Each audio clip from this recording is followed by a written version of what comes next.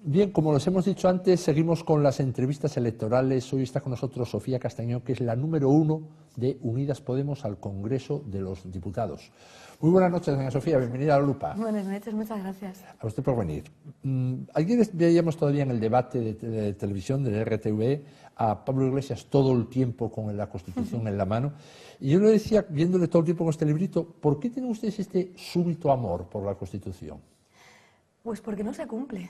Por eso tenemos, no sé si definirlo como un súbito amor, porque nosotras lo que decimos también es que necesitamos que esa Constitución se amplíe en el marco de derechos. Es decir, que tampoco nos vale exactamente como está. Lo que pasa es que hay muchos artículos que consideramos que son preciosos. Me gusta como lo dice la jueza Victoria Rosell. La Carta Magna es un texto precioso que no se cumple en todo lo que es más vital y más sustancial para la ciudadanía. No se cumple el artículo 50, no se cumple el artículo 35, no se cumple el artículo 14 o el 15, artículos que tienen que ver con una ciudadanía de pleno derecho igual para todas las personas, con el acceso a la vivienda, con garantizar un futuro de las pensiones que no sea un mercadeo cada año en el ejercicio presupuestario anual. Todos esos artículos no se están cumpliendo y es una merma dentro de nuestro Estado de Derecho. Lo que queremos es defenderlas, sobre todo porque nos llama la atención que quienes se hacen llamar constitucionalistas, como si el resto no lo fuésemos, sin embargo no tienen ningún problema en estar incumpliendo tantos artículos de la Constitución. El 128, por ejemplo, que tiene que ver precisamente con que la riqueza tiene que estar al servicio del común, del Estado, al servicio de la ciudadanía y que en última instancia a eso se debe. Tenemos una Constitución que es para cumplirla, para ampliarla, porque además, bueno, pues tuvo padres y no tuvo tantas madres como madres pelearon por la Constitución, que es un logro democrático de todo el conjunto de la ciudadanía. Ampliémosla, pero cumplámosla también. Se lo decía porque ustedes desde 2014, cuando se ve a Podemos ya en escena, un eje estratégico era la crítica a la Constitución. Es más, todo el tiempo el régimen del 78. Es que el corazón del régimen 78 es la Constitución. Si se habla régimen del 78 es porque en el 78 se aprobó la Constitución en el referéndum del 6 de diciembre. No hubo otro hecho político en ese año 78. A mí me ha sorprendido muchísimo no reivindicar determinados artículos en un momento determinado, pero que casi su programa electoral, la puesta en escena de ustedes, Irene Montero también lo vimos, es con la Constitución en la mano, un poco como el libro rojo de Mao en su día. Yo tengo esa edad, o sea que perdóneme, pero con el libro rojo de Mao, pues lo mismo, usted misma acaba de citar 5 artículos como un abogado del Estado, casi. Yo no apunté el 128 en mi vida. Bueno, en realidad como cualquier ciudadano o ciudadano, yo creo que deberíamos tener un mayor conocimiento de la Constitución. Preguntémonos por qué. Igual por eso es más fácil incumplirlo también. Es decir, ¿por qué no conocemos, por qué nuestra propia enseñanza secundaria obligatoria, por qué no tenemos un mayor conocimiento de aquello que nos da derechos, que también nos da obligaciones? ¿Por qué no lo hemos profundizado más? Quizás es que el problema con el régimen del 78 no tiene que ver tanto con la redacción de una carta, que ya digo, que queremos ampliar en derechos, que queremos reformar también, que queremos repensarla en común, quizás también porque toca, sino con el relato que se nos dio de que estando ese texto estaba todo bien, aunque se incumpliera. Creo que el problema con el régimen del 78 está en el incumplimiento sistemático que hemos visto de esa Constitución. Se parece un poco a algunas leyes. Mira, ¿Ustedes la descubrieron ahora, estando en el mandato este? No, lo que hemos visto sobre todo es que se reivindica mucho por parte de quienes la incumplen y Mire por lo parte que de decía. quienes sus propuestas son el propio incumplimiento Lo de la que decía un Constitución. diputado, yo lo vi a usted y a todos los diputados de Podemos cuando llegaron, en aquel momento no había Unidas Podemos, llegaron allí y, bueno, a la vez que decían que tenían que aceptar por exigencia legal aprobar acatar la Constitución, soltaron, bueno, pues ustedes lo recuerdan muy bien, una serie de títulos. Uno, para que nunca más haya una Constitución contra el pueblo. Esto lo decía un cargo público. Y ahora, sin embargo, es la bandera de ustedes, la Constitución. Bueno, porque seguimos diciendo que es necesario ampliarla. Pero es que lo que vemos es que muchas medidas de otros partidos que se hacen llamar constitucionalistas, si es lo que te acabo de contar, ven que esas medidas van en contra incluso del propio texto de la Constitución. Yo lo veo también pensando un poco en esos 3 años dentro del propio Parlamento, aunque no es algo que me resultara ajeno antes de entrar en el Congreso, con algunas leyes que desde luego queremos actualizar, ampliar, reformar la ley contra la violencia de género, ¿no? La 1/2004, que tiene unos 15 años. Bien, pues el mayor problema de esa ley no es solo que deje fuera otros tipos de violencia contra las mujeres, que necesitan más aparato legislativo, más marco legislativo. El mayor problema es que no se cumple. El mayor problema es que es derecho blando. Que esto nos ocurra no solo con las leyes, que es grave, y que es grave que esos incumplimientos se den por parte de los ejecutivos, de los gobiernos, es muy grave. Pero que esto nos ocurra con nuestro texto referencial, que es la Constitución, es gravísimo. Primero empecemos por defender todos aquellos artículos que son de obligado cumplimiento y que van en el interés de la ciudadanía, y esto de todas maneras lo dijimos desde el primer día que entramos, que la Ley 25, que fue la primera ley que registramos el primer día que entramos en enero de 2016, iba precisamente por el cumplimiento del artículo 25 de los derechos humanos, pero que además veíamos reflejado también dentro de la Constitución. Es decir, que siempre hemos llevado esta línea, la de defender todo aquello que no se está cumpliendo, que va en el interés de la ciudadanía. Bien, he estado leyendo el programa de ustedes y he extractado unas cuantas cosas, le voy a preguntar por todas. La primera, en cuestión de vicepresidencias. Ustedes plantean 3 vicepresidencias, un hecho novedoso, 3, y una de ellas que le quiero preguntar es feminismo y economía de los cuidados. ¿Qué es la economía de los cuidados? Me encanta que me hagas esta pregunta, podría decir, ya que además es un trabajo que vengo realizando estos años. La economía de los cuidados tiene que ver con esto que dijimos ya hace unos años y que ahora dicen todos los partidos, lo cual me alegra, pero que dicho sin sustanciarlo en nada, pues no sirve de gran cosa. Colocar la vida en el centro, poner la vida en el centro. ¿Pero qué significa poner la vida en el centro? Bueno, comprender que el derecho a ser cuidadas, queremos que esto lo recoja la Constitución, es un derecho que se tiene que garantizar y que tiene que ser para todas y para todos, porque si no es para todas y para todos no son derechos. Si es para unos pocos, eso no es un derecho, eso es otra cosa, un privilegio o lo que sea, pero no un derecho que garantiza el Estado. La economía de los cuidados tiene que ver con que en el hecho de ser cuidadas, y sobre todo tenemos que ser cuidadas en determinadas etapas de nuestra vida o determinadas situaciones de mayor vulnerabilidad. Es decir, cuando somos pequeñas, cuando somos mayores, cuando tenemos una situación de dependencia por los motivos que sea, y esto no puede recaer, como ha recaído históricamente, sobre los hombros de las mujeres. Y estarás de acuerdo conmigo, Sí, además sí, de que tenemos 28M, que nos lo han dejado muy claro, que esto que dice Silvia Federici también, que al final hemos venido a llamar amor lo que es un servicio para el Estado que realizamos fundamentalmente las mujeres gratis. Bueno, pues esto tiene que ver con repensar la economía para que entendamos que la división sexual del trabajo y que haya un trabajo no remunerado, no visibilizado, que no es tenido en cuenta, tenga que estar dentro del Producto Interior Bruto y tenga que hacerse cargo el Estado de ese derecho a ser cuidadas. Y necesitamos una vicepresidencia para eso, porque se convierte en un eje fundamental de comprender qué significa poner la vida en el centro. ¿Usted cree que en la economía española esto que acaba de definir acaba siendo un eje importante? Hay una gran cantidad de recursos económicos, es compleja la gestión. Yo lo veo casi como una dependencia, es que no sabía lo que era. Como usted lo acaba de decir, lo veo como una dependencia empleada que coge sobre todo infancia y tercera edad y también pues momentos de desempleo, gente en situaciones de familias monoparentales, en fin, situaciones así. Pero eso es una vicepresidencia. Sí, porque es una manera de comprender la política distinta y la gestión de un gobierno diferente. Por eso es una vicepresidencia. Es una vicepresidencia porque es reformular nuestro propio planteamiento económico y nuestro propio planteamiento del empleo. Es lo que estaba diciendo hace un momento. Hay un montón de trabajo que nunca ha estado visibilizado, pero que es trabajo. ¿Qué hacemos con todo eso? ¿Dónde tenemos la mayor brecha salarial?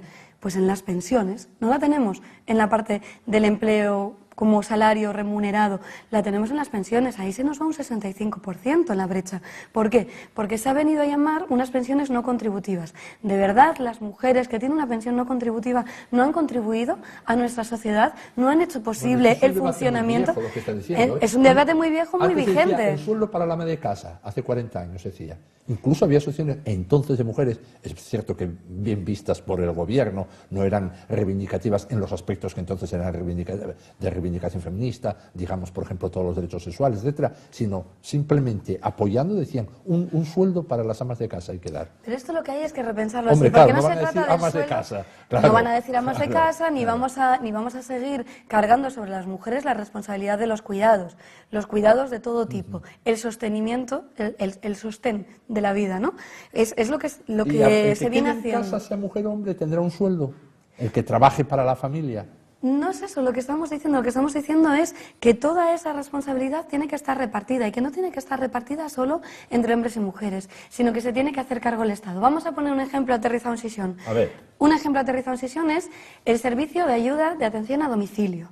Queremos remunicipalizarlo. ¿Por qué lo queremos remunicipalizar? Bueno, pues porque es un derecho para quienes están en una situación que necesitan cuidados, necesitan una ayuda, pero que pueden seguir teniendo una autonomía dentro de sus casas, que a esas personas no hace falta llevarlas a una residencia, porque tienen la posibilidad todavía de poder seguir viviendo en su barrio, viviendo en su casa, con sus cosas, pero que sí necesitan una ayuda. Pero hagamos primero que esta ayuda llegue a todas las personas que la necesitan de Sisión y además que quienes están ofreciendo esa ayuda desde el ámbito laboral tengan un trabajo digno, en unas condiciones dignas, porque además esos son los empleos feminizados que están más precarizados. No estamos diciendo solo una paguita para las amas de casa. Lo que estamos diciendo es vamos a repensar nuestro sistema, porque ahora mismo hay muchísimo trabajo que generaría Producto Interior Bruto, que está saliéndole gratis al Estado y que es un trabajo que se tiene que reconocer y que se tiene que remunerar. Por eso hace falta una vicepresidencia, porque hay que repensarlo todo y sobre todo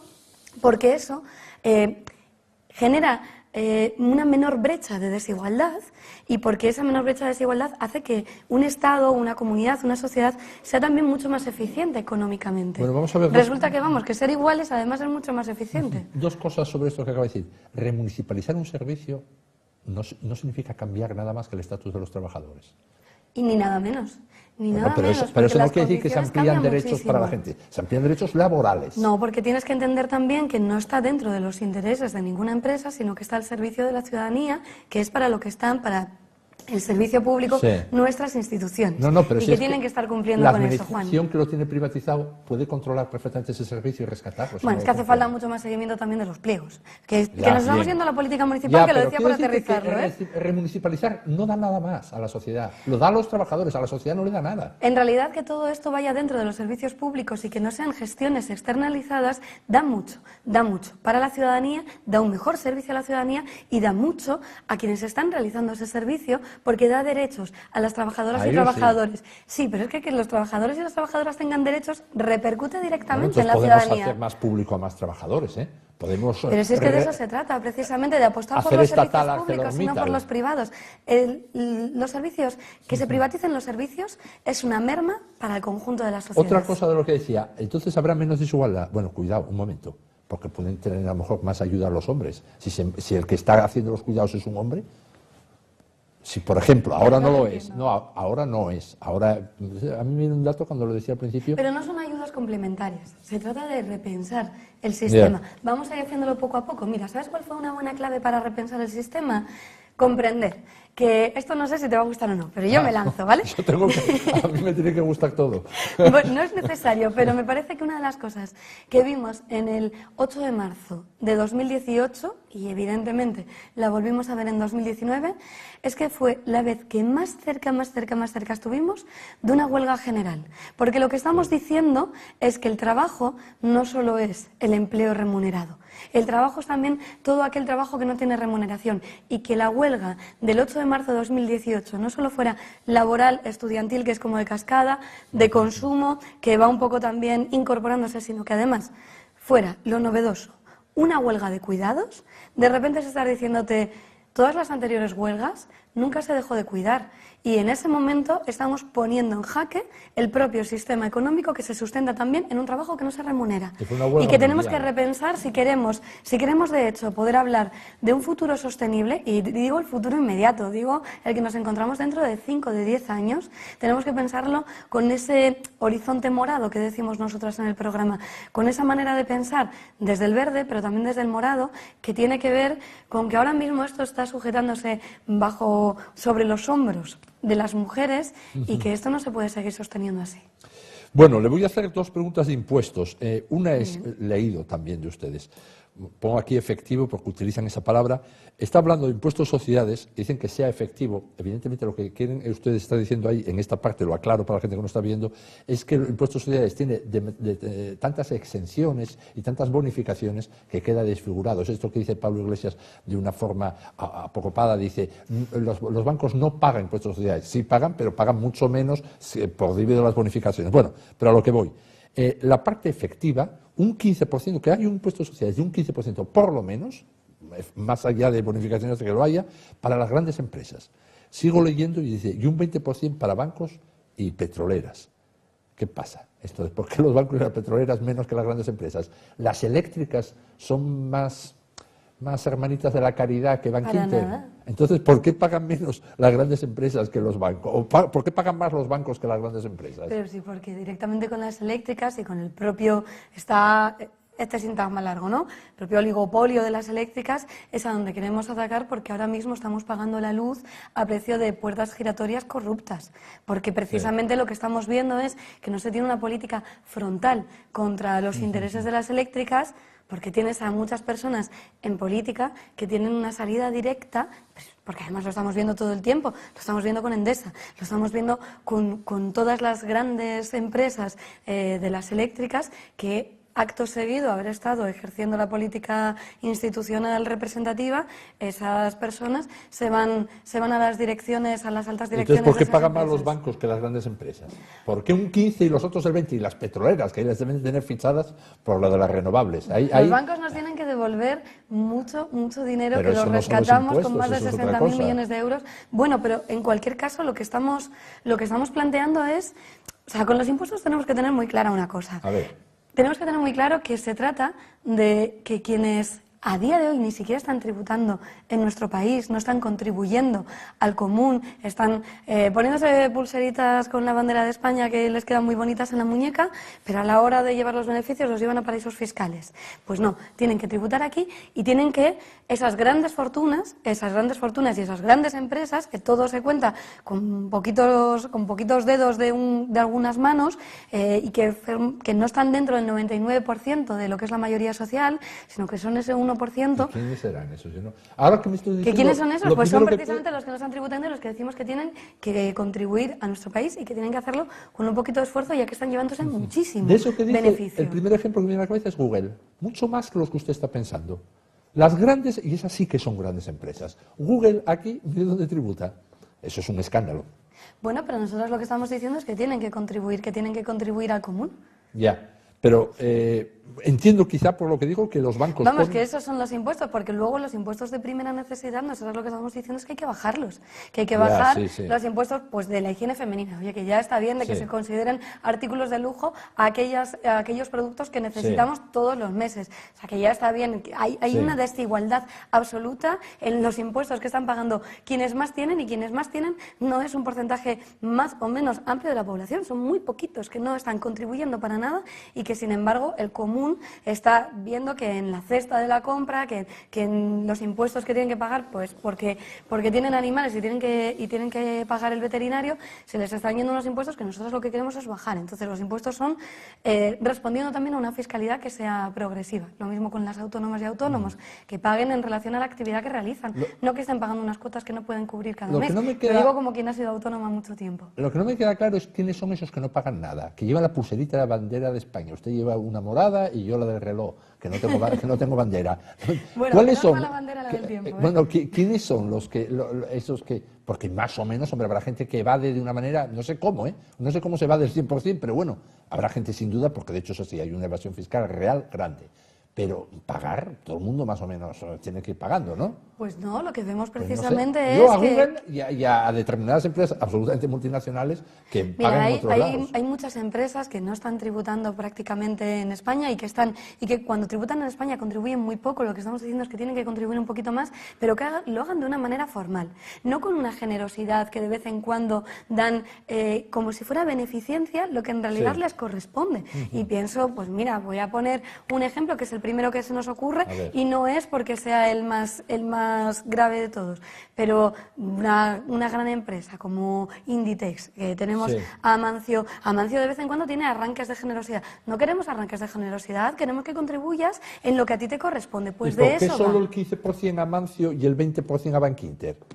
Pues porque los bancos precisamente Por han los 60.000 disfrutado también, millones. han disfrutado de un Ah. rescate que tienen que contribuir también a la sociedad, porque hemos estado rescatando a los bancos y no hemos O sea que estado rescatando a la ciudadanía. esos 20 es un poco, parte de él, ese 5% es un poco a cuenta de lo que nos tienen que dar de los 60.000 millones.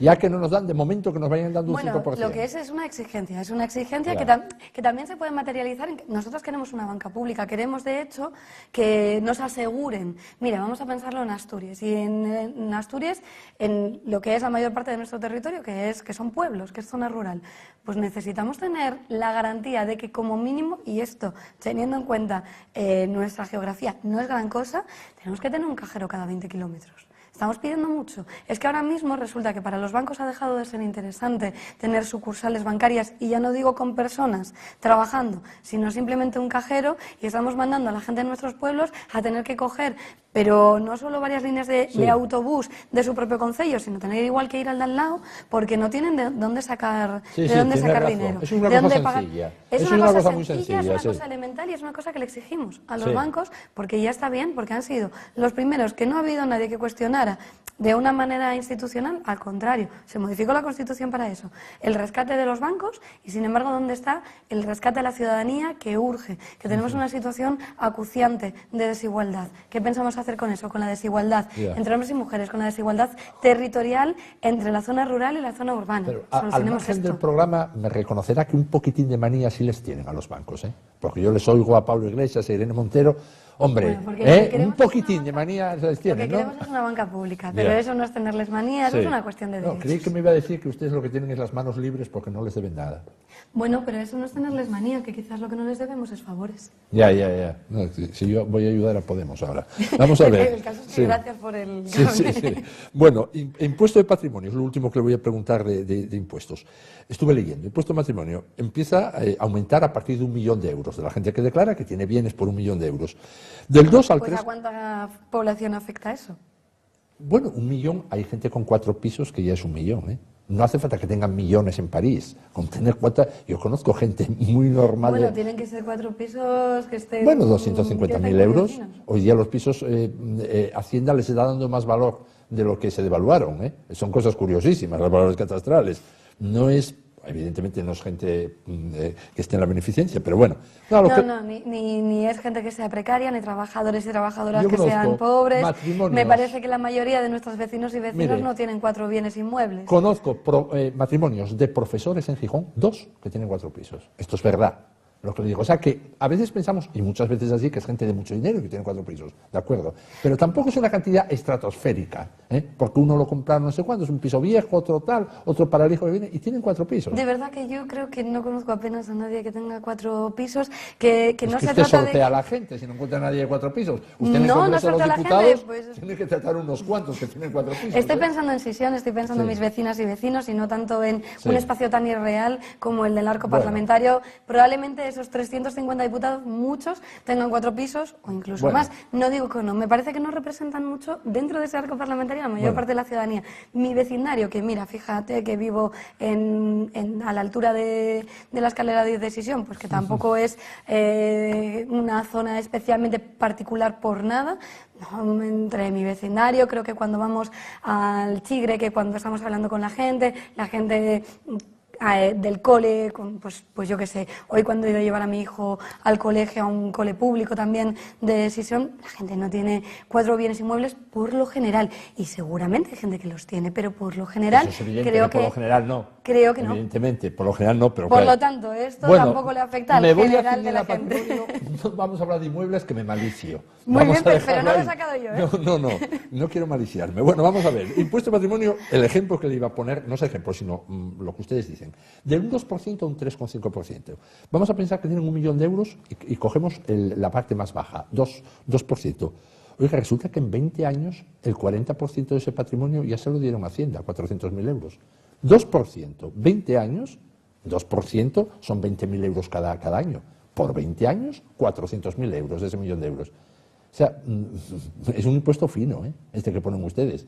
Esa persona o ese matrimonio de 4 pisos que yo le decía, ya puede espabilar, porque el año que viene 20.000 euros, pero es que al siguiente 20.000, al otro 20.000. En 20 años perdieron ya, tuvieron que ir vendiendo algún piso para ir pagando a la Hacienda española. Yo no te voy a cuestionar los cálculos matemáticos, pero a mí no deja de sorprenderme que en una situación como la que vivimos, en la que la gente está trabajando muchas más horas de las que debería, sin cobrar las horas extra que está realizando, que no alcanzan a veces ni salario mínimo interprofesional, que tenemos una situación que ya la teníamos cuando tú y yo hablábamos hace 3 años de trabajadoras y trabajadores pobres, que no tenemos derecho a la desconexión, que las familias monomarentales, porque fundamentalmente son las de madres, están en continuo riesgo de exclusión social, que tenemos un silencio administrativo para las personas que más necesitan recursos sociales y sanitarios, que tenemos nuestros propios servicios públicos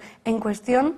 De repente nos parezca alarmante la situación de quienes tienen 4 bienes inmuebles y fíjate lo que les va a pasar de aquí a 20 años. Es que ¿qué les va a ocurrir ahora mismo de aquí a 20 años es que luego, a quienes tienen verdaderos problemas de salud derivados de situaciones de explotación laboral, que son muchísimas más personas? Con la renta garantizada, con las pensiones, pero empecé por los impuestos y me llama la atención que no es un impuesto realista poner esas cantidades. Ustedes fomentan que la gente evada. Nosotros hemos hecho nuestros cálculos económicos que defienden mejor nuestros economistas de lo que lo puedo defender yo. Un 2% de 1 millón, cualquiera se da cuenta que es 20.000 euros cada año.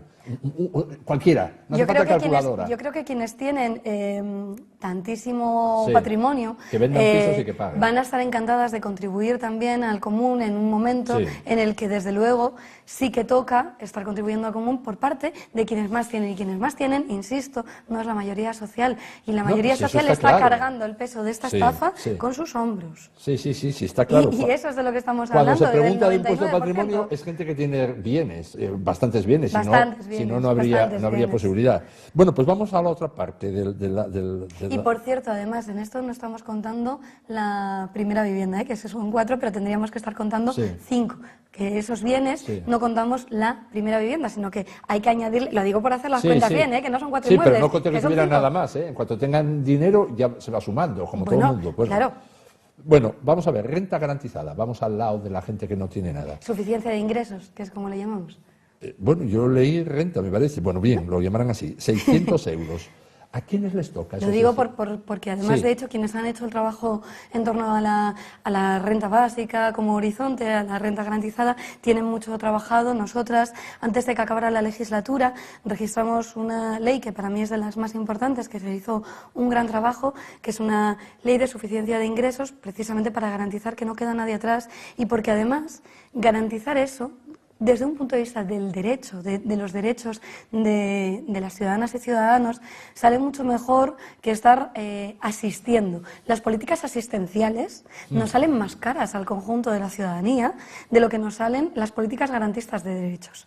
Y parece que nos da como mucho más vértigo garantizar derechos cuando estar asistiendo nos cuesta más a todas y a todos. Y además nos coloca en situaciones mucho más injustas y desiguales. Pero yo quería saber a quién les tocan los 600 euros. Renta garantizada, vamos a ver. Tocar, como si fuese... Bueno, evidentemente a mí no me van a tocar. ¿A quiénes les y a usted tampoco. ¿A quiénes les corresponden porque están en situaciones de necesidad? Pues bueno, les voy a poner un ejemplo.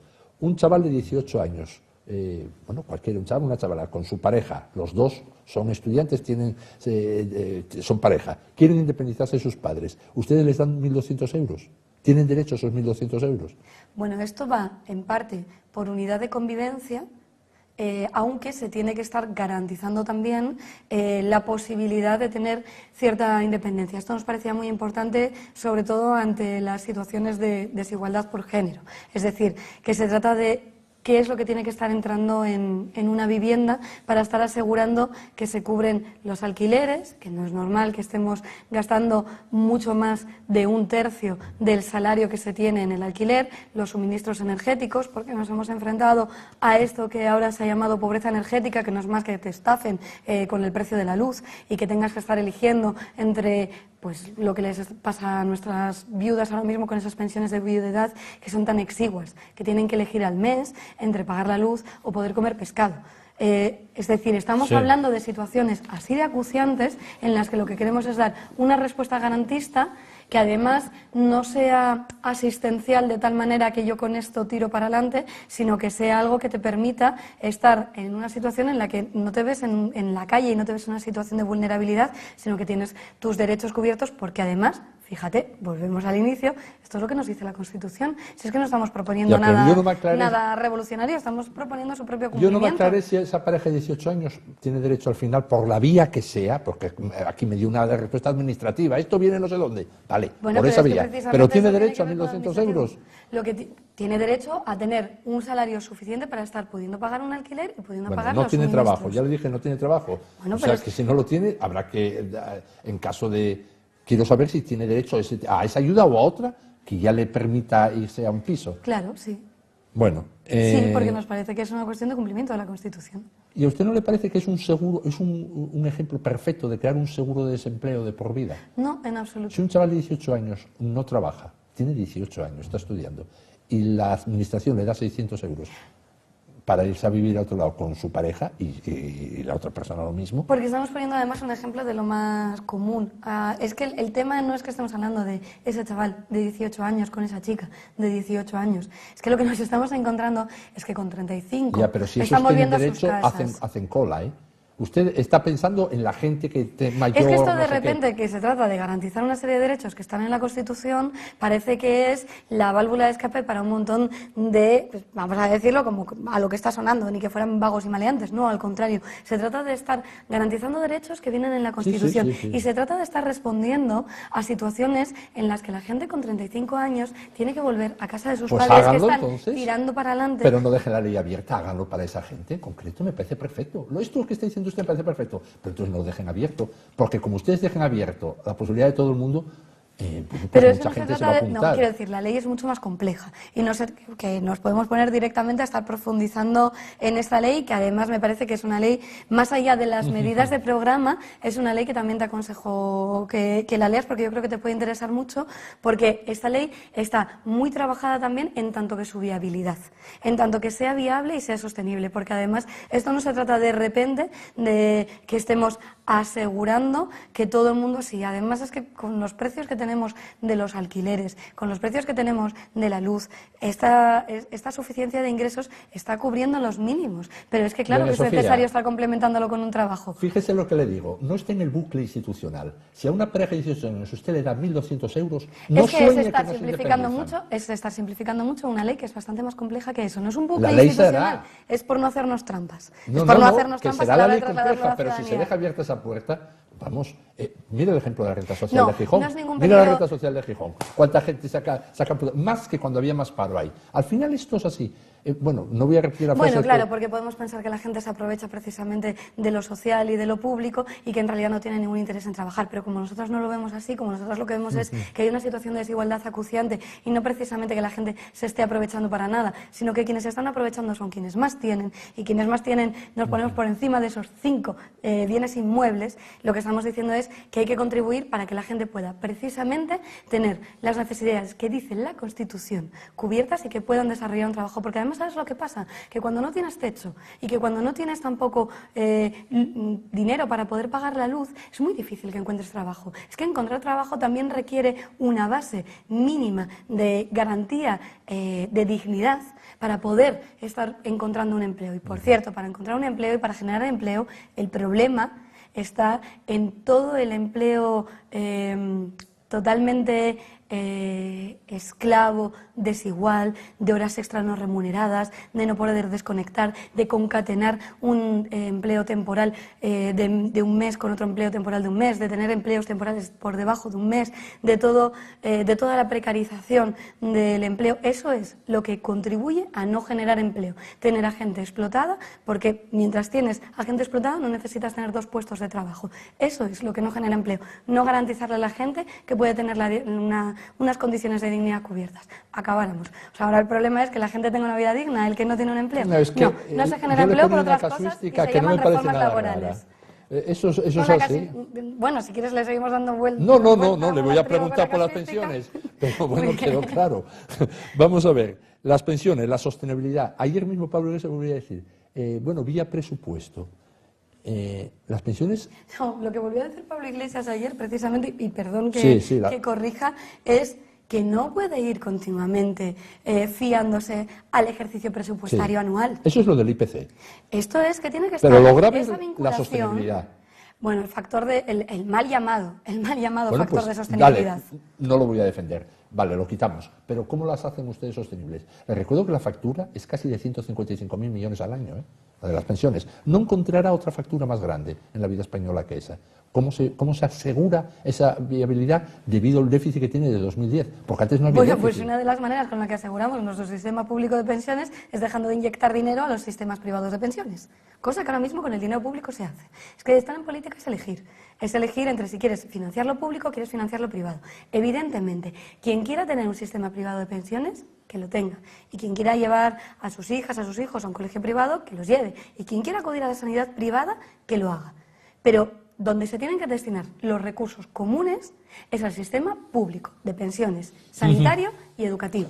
Es a donde se tienen que destinar esos recursos. Y luego quien quiera, con su poder adquisitivo, destinar a planes de pensiones privados, educación privada, sanidad privada, adelante. Bueno, ¿qué es lo que Pero pasa? nosotros lo que queremos es garantizar el sistema público de pensiones. Sabemos que se puede garantizar, claro, ¿cómo también? Pues con un empleo que sea indefinido, estable, de calidad. Con empleos precarios, con 2 reformas laborales como tenemos, pues es difícil garantizar ese sistema, pero sobre todo es mucho más difícil metiendo mano a la hucha de pensiones. Es mucho más difícil no indexándolas al IPC, es mucho más difícil no garantizando unas pensiones dignas en presente y además dejando pues a mi generación con la sensación de que es que ni siquiera vamos a llegar a tener pensiones a futuro y que nos vayamos haciendo la mochila austríaca. Bueno, ¿En serio que nos vayamos haciendo la mochila austríaca? No, es más caro. Cuanto más se indexe, al final es más caro, pero entiendo que es por otra razón. Se sube el IPC porque es de dignidad subir al IPC a una persona mayor. Claro, pero es que más eso caro, también, la factura es más cara. Pero también reactiva la economía eso. Quiero decir que también eso, que las personas, y esto No, lo entenderás tú mucho mejor que yo, que las personas tengamos poder adquisitivo también reactiva la economía. Que ya le digo que evidentemente, ya es una cuestión de justicia. Bueno, y perdón por el tuteo que tú estás... No, yo hago el usted porque lo hago formalmente. Usted ya sabe que cuando estamos fuera de cámara nos tuteamos y yo estoy encantado de tutearla. Pero lo que le quiero decir que es una cuestión de justicia. O sea, la gente que tiene 600 euros, 700, yo veo normal que se esté pensando en el IPC. Eso lo veo normal. Pero bueno, esto de la sostenibilidad, quería hacer una pregunta siguiente.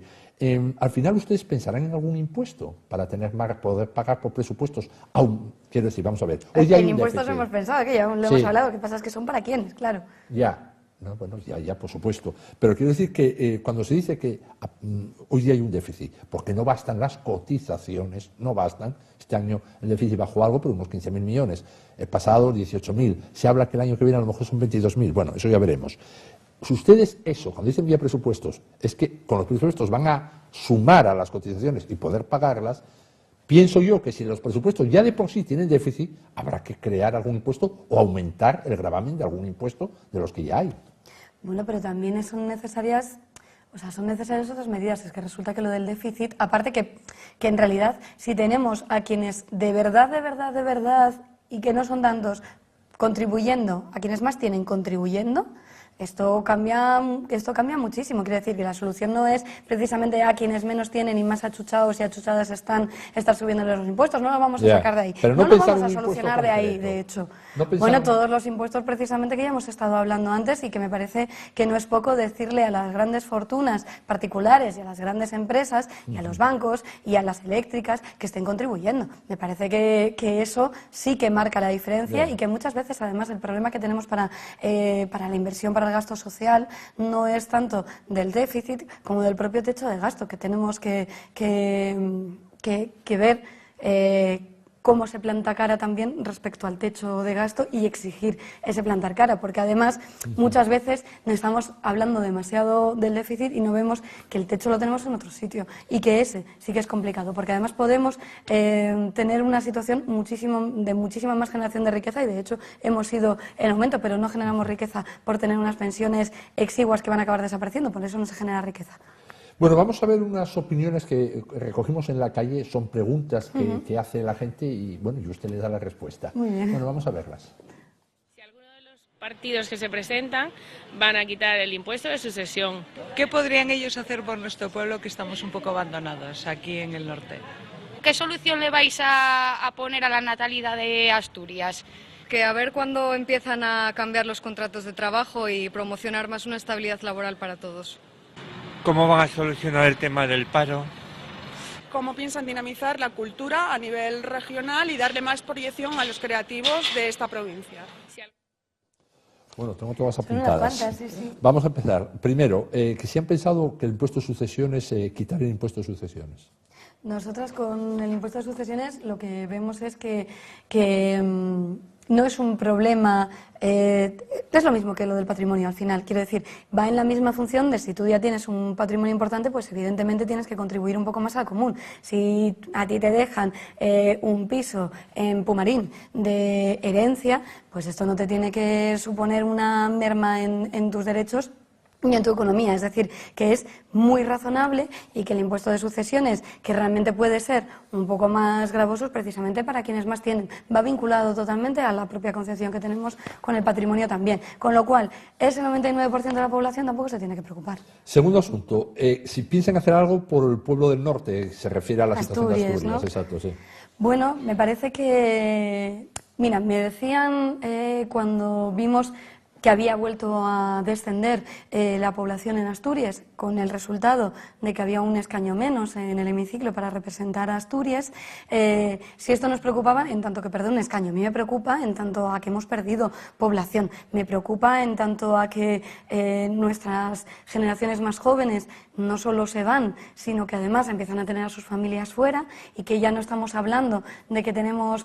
Bueno, es que la gente de mi generación que está teniendo hijas e hijos, pues ya los está teniendo fuera de Asturias y además fuera de España, y que estamos perdiendo todo eso. Lo enlazo un poco con otra de las preguntas que planteaban respecto a la natalidad. Sí, tenemos asturianas que salía la noticia hace como 15 días que dicen que querrían tener un hijo, hija o incluso dos, y que no se lo pueden ni plantear por la situación de precariedad laboral, de falta de recursos, de falta también de garantía de cuidados, escuelas 03 que sean de verdad universales, públicas y gratuitas, como planteamos, la falta, digamos, de red institucional, de red pública para poder desarrollar proyectos de familia. Pues eso está totalmente vinculado con cuál es la condición en la que está Asturias, y que creo que ahí no se trata tanto de tener más o menos representación, eso va en función de la población que tengamos, y que espero que no vaya en ese decrecimiento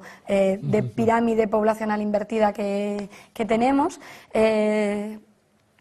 Y todo esto se puede hacer si hacemos una apuesta seria por Asturias, que además tiene que ver con una subida de la inversión a 2 puntos del Producto Interior Bruto, ni más de más sí, que tiene que repercutir en Asturias, con apostar también por nuestro tejido cultural, que era otra de las preguntas que se hacía, y que me parece que tenemos una riqueza, quizás porque yo vengo de ese ámbito, de creadores y creadoras en Asturias, que nunca ha estado visibilizada, potenciada como debía, que no hemos para nada sabido estar a la altura de lo que se han hecho en políticas. Esto tiene que ver más con las competencias autonómicas, pero no quiero quedarme sin decirlo.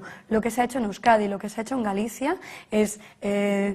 ha permitido generar tejido cultural porque han sabido promocionarlo y difundirlo fuera. Aquí, las veces que se ha apostado por los creadores y creadoras de aquí, no se les ha dado ningún tipo de cobertura de difusión. No se ha apostado por nuestra escena teatral, que es riquísima. No se ha apostado por nuestra escena de artes plásticas, que es de referencia fuera de Asturias, pero que no ha tenido más que el cubrir expediente, pues igual que encontramos en Asturias, grandes contenedores culturales vacíos de contenido, porque además no se ha querido apostar por lo de aquí, sino que se ha tenido paseando a actores de Hollywood, que son maravillosos. A mí me encanta Brad Pitt, pero vamos, que en lugar de tener a Brad Pitt dando paseos por el Niemeyer, quizás hubiera tenido mucha más presencia de nuestros artistas, de nuestros creadores y creadoras asturianos, que me parece que llevan décadas demostrando una calidad altísima y que no se ha apostado de verdad por ellos y por ellas. Bueno, y dos que van juntas. ¿Qué cambios van a hacer en contratos de trabajo y cómo van a solucionar el paro? Pues lo hablábamos antes, lo que hace falta es derogar las 2 reformas laborales para que podamos hablar de un empleo indefinido que sea estable. ¿Y qué quiere decir también? Bueno, pues que no podemos permitir seguir teniendo ese fraude de horas extra no remuneradas, que no podemos seguir teniendo a trabajadoras y trabajadores sin ningún derecho a la desconexión, pues porque esto no solo es un problema en falta de generación de empleo, sino que además es un problema en nuestra salud, que repercute también en nuestra seguridad social, que repercute en nuestro sistema sanitario. Que no puedan desconectar los trabajadores y trabajadoras es una merma en todos los sentidos, en el económico y en el social, en el de los cuidados, que insistimos, que se tienen que revalorizar, y en el de la propia calidad de vida. No se pueden concatenar los empleos temporales continuamente, porque no permites que crezcan las personas en sus empleos y ya digo, derogar las dos reformas laborales, que han sido solamente máquinas de precarización de empleo. Vamos a ver, más preguntas de otras cuestiones. Ustedes en el programa contemplan que tengan derecho los gobiernos autonómicos a hacer un referéndum sobre el encaje territorial. ¿Ve que es una necesidad? Imagina que, por ejemplo, 6 comunidades autónomas decidan separarse de España. ¿Lo ve algo gestionable? Lo que vemos lo que vemos incluso los debates de los últimos años giran continuamente en torno a un problema territorial que me voy a permitir también decir que básicamente corresponde a los intereses de dos derechas. La derecha en un territorio concreto, que es Cataluña, y la derecha en, no me atrevo a decir ni siquiera el resto del Estado, sino algunos puntos concretos del resto del Estado.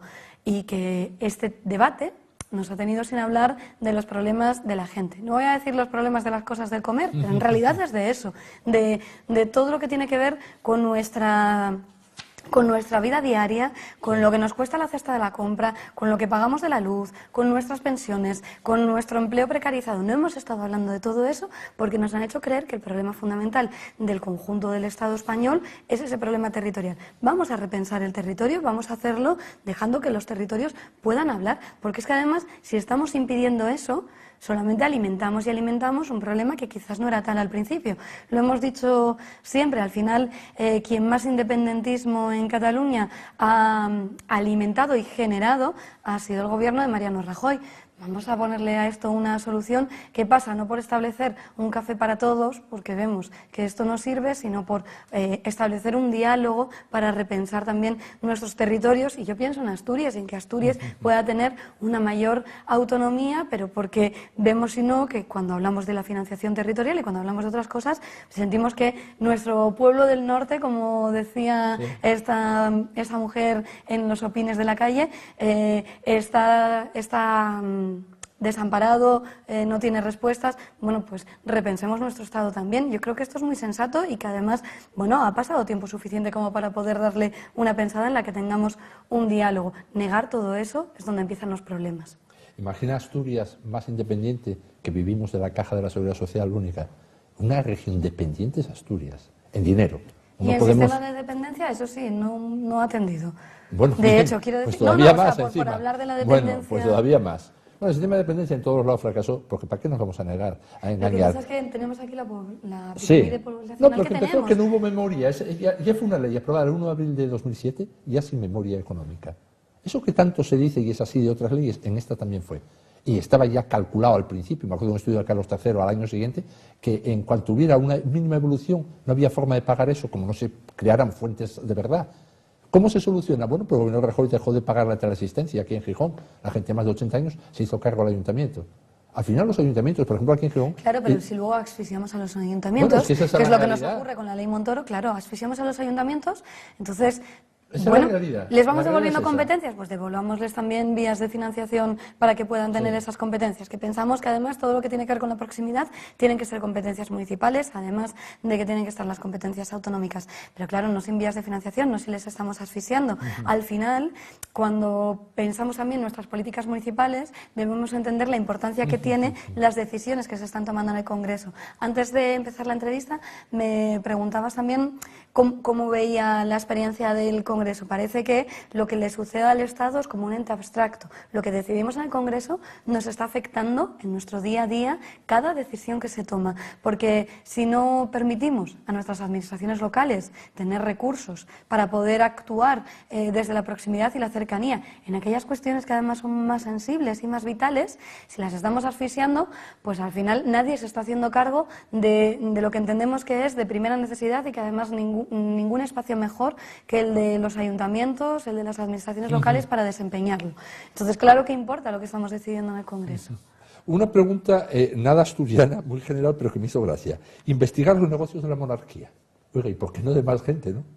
De todos estos de la banderita que usted decía antes, la monarquía, ¿por qué en concreto la monarquía? ¿Por lo de los elefantes de Botswana? ¿Por qué? Es que no entiendo por qué. Es que lo ponen en el programa. Para esto, investigar la monarquía. Pues anda, que no hay gente que... Es que fíjate, ¿no? No me lo sé todos de memoria, pero el 63.1 de la Constitución nos dice precisamente... Es irresponsable. No, lo que nos dice es que esa figura es inviolable e ininvestigable. Es eso, es irresponsable. Claro, pero el resto políticamente irresponsable, ¿es así? Claro, y esto pues no interpela a nadie más. Claro, pero esto no interpela a nadie más. Es decir, entendamos que el resto de negocios tienen que ser investigados. Por cierto, necesitamos muchísimas más inspecciones de Hacienda, inspecciones de trabajo para asegurar los derechos de las personas y que además dejen de ir, contra quienes están levantando más del 60% del Producto Interior Bruto, que son las pymes. Ahí sí que se las está investigando siempre y las grandísimas empresas a las que hablábamos al principio son las que parece que no tienen esas investigaciones. Claro que las tienen que tener, pero es que resulta además que los negocios de la monarquía se mueven en ese espacio que parece que tú no puedes pedir que vaya un agente como puede ser Corina a comparecer dentro de una comisión de investigación, porque parece que es de falta de decoro parlamentario, por favor. ¿Cuál es el negocio del actual de rigor? El actual rey de España, ¿cuál es el negocio? ¿Usted cree que tiene un negocio? Bueno, nosotros lo que vemos es una red de cuestiones que no se dilucidan y que además, bueno, quiero decir, y además van saliendo a la luz también con muchísimo esfuerzo. O sea, si quieres nos remitimos al caso Nos, por ejemplo. Es decir, sí que van saliendo cosas vinculadas con la corona y necesitamos investigarlas. ¿Tiene algo que ver con el rey de España? Bueno, no, claro, porque esto ocurre de una manera totalmente autónoma y al margen. ¿Usted cree que sí, que estaba conectado al actual rey? Nosotros lo que decimos es que esto se tiene que investigar con toda normalidad, como si fuera un ciudadano más, tanto el rey de España como el rey emérito, son ciudadanos que tienen que estar bajo los mismos criterios al que estamos el resto de la ciudadanía, porque si no, no estamos hablando de igualdad en este país. Si hay personas que son inviolables, incuestionables, ininvestigables, hagan lo que hagan. Estamos hablando de democracia. Es difícil pensar que hay democracia cuando hay personas que no se ajustan a lo que nos ajustamos el resto del común de los mortales. Sí. No, si yo, vamos es a ver. Una cuestión de derecho, no es una cuestión de otra cosa. Se lo decía al principio irresponsable y yo creyó que iba a hacerle como un ataque. No, está configurado jurídicamente con irresponsabilidad política de la jefatura del Estado. Eso es así, eso es así. Ahora, lo de los negocios, era por si había algún negocio ya, pues digo, oye, pues cuidado que no hay gente moviéndose en el mundo. Responde a la misma línea de que en realidad no entendemos el 63.1 de la Constitución, ¿ves? Alguna cosa sí la queremos cambiar. Bueno, vamos a ver, otras cuestiones muy distintas. Política electoral. Unidos Podemos está a la baja en todas las encuestas comparando con lo que había hace 4 años. Y la indecisión a la alta, por cierto. Bueno, bueno, si quiere me niega esto también, no pasa nada. No, al contrario. ¿Cree que está a la baja? Las encuestas es lo que nos dicen.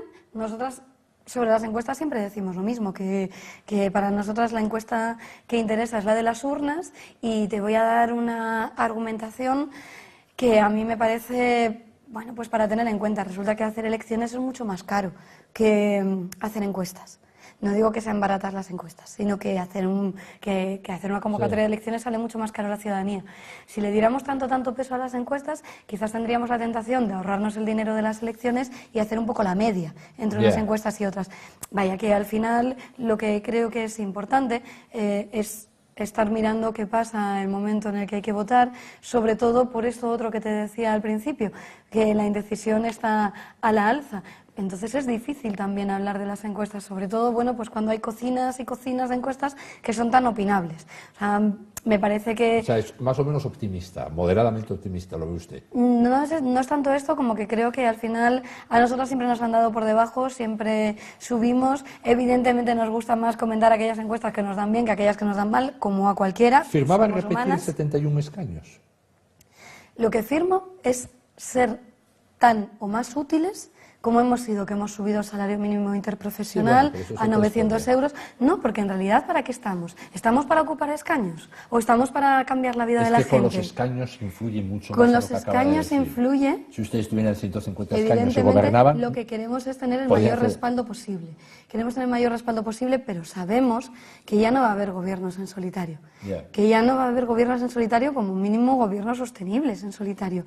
Entendemos que toca entenderse y, valga la redundancia, pero me parece que entenderse es un buen verbo que vamos a tener que usar y queremos hacerlo con el mayor respaldo posible, que no es solo un respaldo de escaños, sino que es un respaldo que tiene que continuar. ¿Y por qué no forzaron por entrar en este gobierno? ¿Por qué ustedes el 31 de mayo, 1 de junio, recuerdo a Pablo Iglesias al acabar el debate de la moción de censura, que es la forma más rápida de hacerte presidente, no tienes que presentar programa ni nada, ya se hizo el presidente Pedro Sánchez? Bueno, porque claro, cuando echas a un presidente, que era de lo que se trataba la moción de Ya, censura, pero se negocia. automáticamente Pero se estuvo llega negociando, esa otro. moción de censura se negoció. Sí, estuvimos Pablo Iglesias negociando echar al abrazó... gobierno más corrupto al gobierno del partido más corrupto de Europa. Sí, sí, Esto pero fue lo que si fuera solo negociamos. echarlo, ustedes no negociaban nada, sino que se negoció. O sea, echar implicaba que venía algo. Y ese venía algo, se negoció algo. Pero con a Pablo Iglesias abrazando ahí en el Congreso a Pedro Sánchez, yo en aquel momento le digo la verdad, pensé, qué persona más ingenua. Si cree que no va a sufrir el que más eso. Ustedes, la bajada, a mi entender, veremos la que hay. Evidentemente, una cosa son las elecciones y otra cosa son las encuestas. Pero de momento, a mí me parece que esa es la principal causa. Ustedes van más, les quita diputados Podemos, PSOE, porque el PSOE está en la escena, gobierna, ustedes tienen que pelear por decir, el salario mínimo fuimos nosotros. Tienen que pelear y venga a insistir. Y el PSOE está en el gobierno y sin más aparece ya con 130, 140 escaños. ¿Usted no cree que fue un error no haber forzado a entrar al gobierno? Que usted y dos más de la Ejecutiva, como le dije antes de empezar la entrevista, estuvieran en el Congreso. ¿No cree que hubiera sido lo más rentable? En el Congreso estamos. En el gobierno, un gobierno de coalición. ¿Usted no cree que fue un error no entrar en ese gobierno de coalición por el que tanto pelearon en 2015? Porque en 2015 sí que insistieron que tenía que haber un gobierno de coalición. Les atacó tanto el socialismo que ustedes interiorizaron la culpa y llegó el reto de la moción de censura y no tuvieron la fuerza de decir, de acuerdo, vamos a echar a Rajoy, pero nosotros también estamos en el gobierno. No con 14, no con 12, no con 8, no teniendo el CNI, pero con 3 ministros. Bueno, que lo del CNI en realidad tiene que ver con que eso otras personas antes lo vincularon a una vicepresidencia y lo que dijimos fue una vicepresidencia. Ojo, lo digo también porque a veces Ya. se nos han atribuido y con esto enlazo. No se me escape, por favor. Ya No, pero con esto enlazo con... ¿Usted no cree que fue un error no entrar en el gobierno? Es que en realidad me parece que nos ha pesado muchísimo más algo que no hemos mencionado en esta entrevista, que tiene que ver con las cloacas del Estado. Y creo que Madre eso mía. nos ha supuesto un desgaste mayor. ¿Y Sí. fue lo que ¿Usted cree que perdieron voto entre la gente por culpa de las cloacas? Hombre, por favor. Claro. Ustedes perdieron voto a la gente por otras cuestiones muy evidentes. Que esas sí No que ha llegan sido a un proceso de erosión precisamente hasta el punto de que de hecho no pudiésemos entrar en gobierno en 2016, como tú estabas refiriéndote hace un momento, que se hayan llegado a generar pruebas falsas, actos delictivos, es decir, ¿qué es lo que se quiere evitar para caer en una trama corrupta, delictiva, de la manera en la que estamos viendo en las cloacas, que no es porque nos pasa a nosotras, Ya. que no, es porque No ocurre, cree que fue el es porque acuerdo ocurre la con Ciudadanos. democracia. ¿No cree que en aquel momento, primeros días de marzo de 2016, no cree que lo que vetó a Podemos fue el acuerdo Ciudadanos-Pedro Sánchez? Que fue la Fíjate, es que realidad. sabes lo que yo quiero pensar, y lo que quiero pensar de hecho para las elecciones que tenemos delante y para cuando haya que conformar gobierno, quiero pensar que el Partido Socialista y que Pedro Sánchez prefiere tener un gobierno que garantice los intereses de la mayoría social con Unidas Podemos a que pase a tener un gobierno que en realidad sirve a los intereses de esa derecha a la que tanto critica con Albert Rivera y con Ciudadanos. Quiero pensar que realmente sí quería eso y que hubo un movimiento de cloacas del Estado que lo que he hecho en falta es que se esté denunciando más por parte de, ya no digo de los medios de comunicación, pero desde luego de otras fuerzas políticas. Pero porque lo peor de todo esto de los bajos fondos del Estado, si no nos gusta decir cloacas, tiene que ver con que es un ataque a la democracia, no con que sea un ataque a Unidas Podemos, sino que es un ataque a la soberanía popular. ¿Usted cree que las cloacas es gravísimo. hizo más daño? Esto ha sido el Watergate en otros países. ¿Usted cree que las cloacas hizo más daño a la imagen pública que el chalet de Galapagar? Sí. ¿Usted lo cree? Sí, yo Qué lo difícil creo. es defender eso. Porque si usted pregunta en la calle, lo segundo lo conoce todo el mundo. Y las cloacas, sí, Villarejo, es malo, dijo no sé qué. Fíjate, pero eso, qué curioso que algo que haces, que es una decisión personal dentro de la absoluta legalidad, que te puede gustar o no, que te puede gustar o no, pero que es una decisión personal dentro de la absoluta legalidad, lo conoce todo el mundo y que sin embargo algo que estamos viendo, que es corrupción, que es generar pruebas falsas, que es estar robando dispositivos electrónicos para atacar a un adversario político con falsedades, no lo conozca tanta gente. Si es que la respuesta me la das tú. Es que es muy difícil la respuesta me la das eso tú. bien. Es que hay cosas que son muy plásticas. Es que resulta que uno es un ataque a la democracia y que lo otro es una decisión que te puede gustar o no. Y que evidentemente puedes pensar lo que quieras. De delito no tiene nada, eso es evidente. Y qué curioso que una tenga tantísima proyección y que la otra no. Porque la otra es un ataque a toda la ciudadanía. Sí, pero una... Eso es una cosa simplemente que te puede gustar o no. Gustando o no, la una exigió un referéndum interno de la organización. Por algo será. Bueno, es que no necesitamos un referéndum interno para decir que lo de los bajos fondos del Estado es un ataque a la democracia. Es que estamos completamente de acuerdo y echamos de menos que no lo digan otras fuerzas políticas, porque un ataque a la democracia debería denunciarse por todas las fuerzas que se consideren democráticas. Le quería hacer dos preguntas respecto a Asturias. La descarbonización, que es de lo que más se ha hablado este último año aquí, desde el cambio de gobierno al llegar Pedro Sánchez. Uno tiene la sensación de que no solo ustedes, sino todos los grupos, todos, izquierda, derecha y centro, tienen un discurso en Madrid y otro en Asturias. Me refiero a los diputados y cuando vienen los líderes nacionales. Es decir, aquí dan muchas garantías que a la industria no le va a pasar nada y demás, y en Madrid no le ponen una pega a Teresa Rivera, que al final la ministra de la Transición Ecológica... Nuestro programa dice lo mismo en Asturias que dije en Madrid. Todos, empezando por el PSOE, evidentemente, siguiendo por el PP, siguiendo por todos. A mí me sorprende que ustedes... Bueno, todo el mundo está contra el cambio climático, por supuesto, pero a la hora de establecer pautas, que no le pongan alguna pega a los planes de la ministra, que para Asturias, bueno, pueden ser tremendos, ¿eh?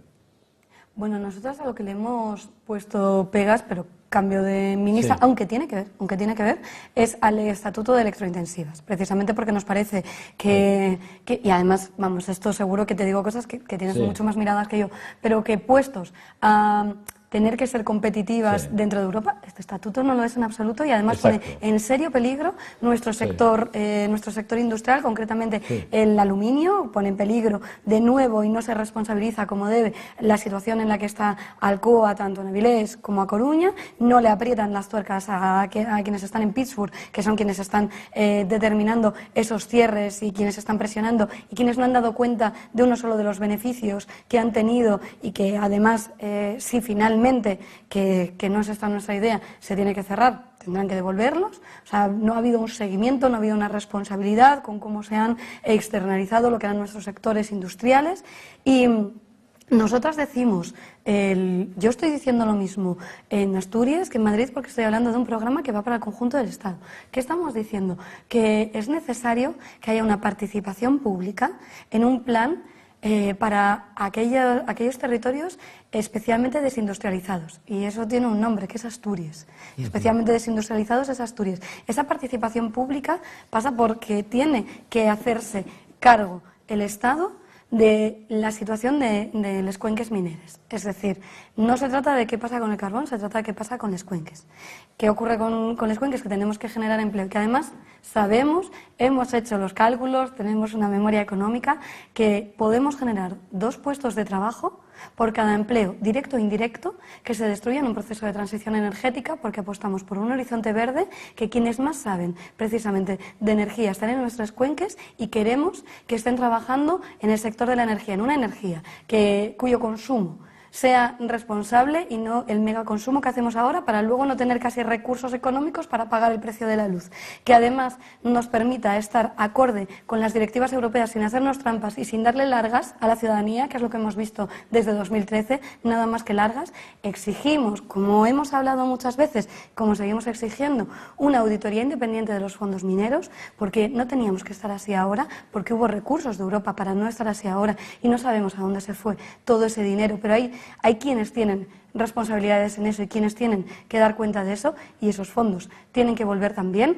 Y sabemos que las empresas de energías renovables generan empleo y además invirtiendo, subiendo la inversión a 2 puntos del Producto Interior Bruto, ni más de más I, estamos apostando y generando empleo. En el conjunto del Estado hablamos de más de 1 millón de puestos de trabajo, y apostar también por los cuidados nos pasa. Apostar por un sistema de atención a dependencia que es tan importante en Asturias nos pasa por unos más de 400.000 empleos nuevos también. Claro que podemos generar un empleo que sea responsable, que sea digno, que sea limpio, y esto además necesitamos hacerlo con quienes están mejor formadas y que se han ido a combatir el cambio climático en Alemania. Tiene que volver, tiene que retornar el talento emigrado.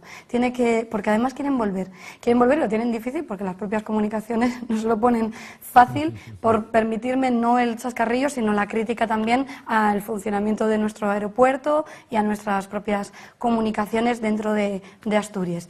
Pero esto se puede hacer, lo que pasa es que hace falta una voluntad política que, lo siento mucho, en Asturias no hemos visto en todo este tiempo. El último que quería preguntar, en gran medida ya lo contestó ahora, era ¿ustedes cómo pueden influir, qué piensan influir en el próximo gobierno central, si están dentro de él, para beneficiar cuestiones de Asturias? Pero ya me contestó casi todo. Si usted quisiera decir algo más sobre la despoblación. Peaje del Huerna. El peaje del Huerna. Estamos pagando 13,05 cada vez que utilizamos la salida del Huerna. Esto no está ya mucho más que pagado. ¿Por qué tenemos que seguir cargando con ese Real Decreto del año 2000 de Aznar que nos dijo que teníamos que estar pagando hasta 2050? No, nosotros vamos a derogar ese peaje. ¿Qué pasa? Porque vamos a ir pagando menos hasta que al final de la legislatura no se paga nada. Y sí, esto se puede hacer. ¿Que tiene una contrapartida? Bueno, más contrapartida ha tenido rescatar a los bancos. Vamos a priorizar a las personas y a la ciudadanía. Y tan importante, incluso más, si me lo permites, y me lo permito yo, que soy de las que tiene que estar yendo, o he tenido que estar yendo en estos 3 años a Madrid continuamente, me parece incluso más importante asegurar las comunicaciones dentro de Asturias, vertebrar, que el ferrocarril sea quien vertebra todo el territorio, que podamos estar comunicadas. Yo no voy en coche por Asturias, y para ir de Sisión a Infiestu en tren puedo tirarme con el transbordo cerca de 2 horas. Bueno, pues son como 20 minutos en coche. No es normal, y necesitamos también reforzar todo nuestro tejido productivo de pequeñas y medianas empresas, de productoras ganaderas, de productoras agrícolas, de productoras artesanas, toda la riqueza que tenemos, el propio teletrabajo, con un mejor sistema de comunicaciones a través del ferrocarril. Bueno, pues nada, llegamos al final. Muchas gracias, Sofía, por venir, contestar todas nuestras preguntas. Deseamos suerte como a todos. Y le voy a decir que no es políticamente correcto. Ha vuelto a demostrar usted el excelente carácter que tiene y la gran liberalidad a palabras tan impertinentes como yo le he dicho en algún momento. Pero bueno, no le cuesta. Lo de liberalidad no sé cómo tomármelo, pero me está muy a gusto. Tómalo por el mejor lado semántico que le venga. Bueno, pues muchas gracias. Bueno, pues nosotros ahora hacemos un alto y seguimos con la lupa.